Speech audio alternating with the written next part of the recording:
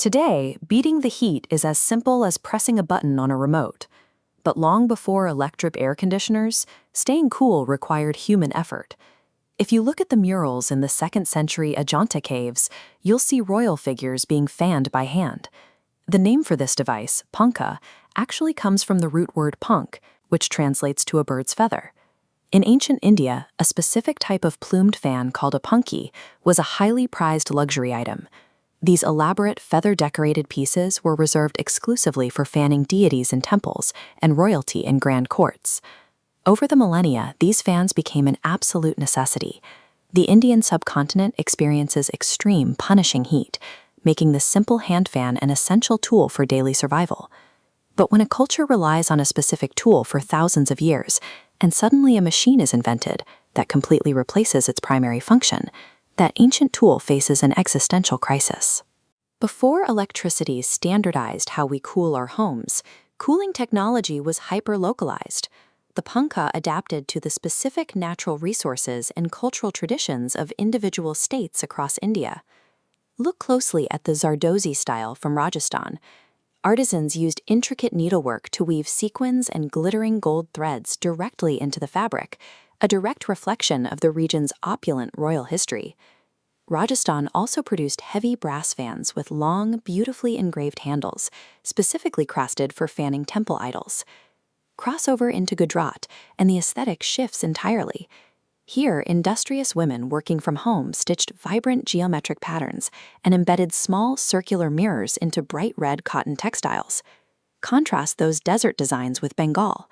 Local artisans there harvested shola, a spongy watergrass, to craft highly delicate, milky white fans. Bengal is also home to the talpatra, a fan made from dried, pleated palm leaves attached to a simple wooden handle. This design is so common it became an emotional fixture in nearly every Bengali household.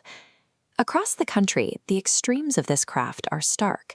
Uttar Pradesh produced extravagantly expensive fod fans layered with pure gold and silver, while Bihar utilized local bamboo to create highly sturdy fans that spread across the entire nation. During its golden age, the Pankha was a highly functional tool, but it also acted as a geographic fingerprint. The diverse materials and designs proved that a culture's art is a direct reflection of its local environment. Then came the massive disruption of the Industrial Revolution, and with it, the unstoppable power of the electric motor. As heavy brass-bladed electric fans and early air conditioning units entered the market, the physical labor of fanning yourself was instantly outsourced to machines. Millions of handmade fans lost their primary purpose almost overnight. Everyday survival no longer required hours of manual labor to circulate the air.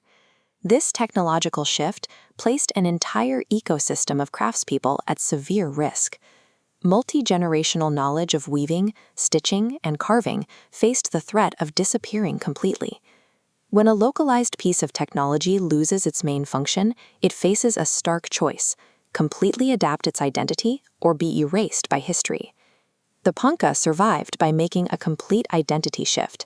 It transitioned from a utilitarian cooling device into a decorative interior design artifact.